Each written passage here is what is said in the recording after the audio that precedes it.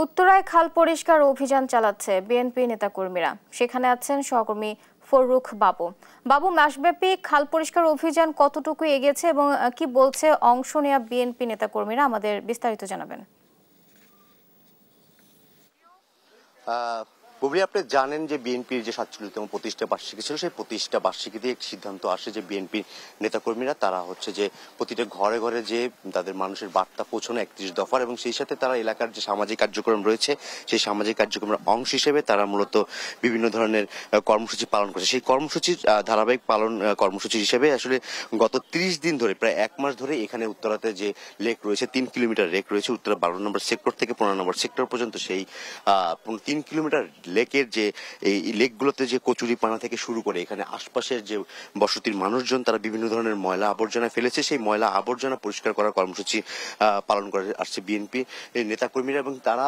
তাদের সেই যে দলীয় যে সিদ্ধান্ত অনুযায়ী সেই সামাজিক কর্মসূচির অংশ হিসেবে তারা ১ মাস ধরে এই কর্মসূচি পালন করে। আমরা আপনারা দেখতে পাচ্ছেন যে পুরো লেকের যে পরিবেশটা সেটা প্রায় লেকের অধিকাংশ কাজ শেষ। তারা বলছে যে প্রায় ৯৫% কাজ লেকের শেষ হয়ে গেছে পরিষ্কার পরিচ্ছন্নতার। এখন যা রয়েছে অল্প কিছু ১৫ নম্বর সেক্টরের কিছু অংশে এখন পর্যন্ত ময়লা রয়েছে। আমরা দেখতে পাবেন যে ১৫ নম্বর সেক্টরের অল্প কিছু লেকের অংশ ময়লা কার্যক্রম এখন তারা পরিষ্কার শেষ পর্যায়ে রয়েছে, এবং আমরা এখানে এসে জানতে পেরেছি এখানে আসলে বিএনপির নেতাকর্মীরা যারা রয়েছেন তারা গত কয়েকদিন ধরে লেকে তারা সাঁতার কেটে গোসল পর্যন্ত করেছেন, এবং সেই সাথে আসলে তারা অন্তর্বর্তী সরকারের কাছে বেশ কিছু দাবির কথা ইতিমধ্যে তারা তুলে ধরেছেন এবং লিখিত আকারেই সরকারের কাছে তারা পাঠিয়েছে যে এই লেকের যে পরিষ্কার পরিচ্ছন্ন কর্মসূচি তা পালন হবার পরে এখানে পরবর্তীতে যদি আবার ময়লা চলে আসে সেটা রোধ করার জন্য তারা লেকের সীমানা ঘেঁষে বিভিন্ন ধরনের ফলজ গাছ থেকে শুরু করে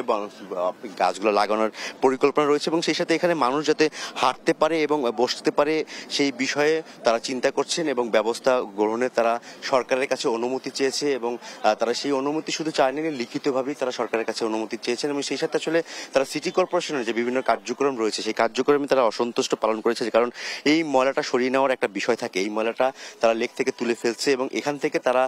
তাদের মাধ্যমে ব্যক্তিগত উদ্যোগে বিভিন্ন স্থানে তারা যে সব স্থানে ময়লা ডাম্পিং এর বিষয় রয়েছে সেখানে তারা নিয়ে যাচ্ছে, কিন্তু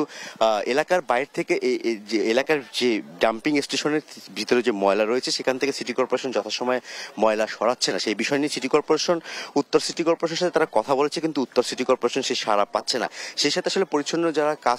কর্মী কাজ করছেন তারা সবাই বিএনপির নেতাকর্মী, তারা বলছেন যে এখানে যে মশার উৎপাতটা আগে ছিল সেই মশার উৎপাতটা অনেক অংশে কমে এসেছে, এবং সেই সাথে আসলে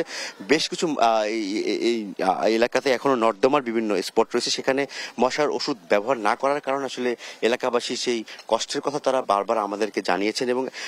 এও বলে রাখি আসলে বিএনপির নেতাকর্মীদের তাদের পরিকল্পনায় রয়েছে এখানে যে রয়েছে সেখানে তারা আসলে যে বনজি গাছগুলো লাগাবে সেই গাছগুলোর মধ্যে আসলে তারা চিন্তা করছে যে পাখি যেন ফল হিসেবে খেতে পারে, খাদ্য হিসেবে সেই ফলজ গাছের চিন্তাও তারা করেছে। এই ছিল এখান থেকে সর্বশেষ তথ্য।